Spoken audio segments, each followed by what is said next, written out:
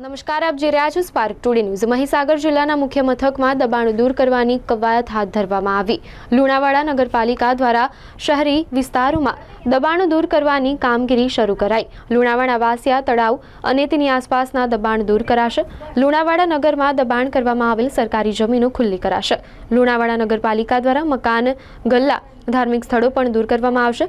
જિલ્લા પોલીસ અને ઉચ્ચ અધિકારીઓ દબાણ દૂર કરવા ઘટના સ્થળે પહોંચ્યા હતા।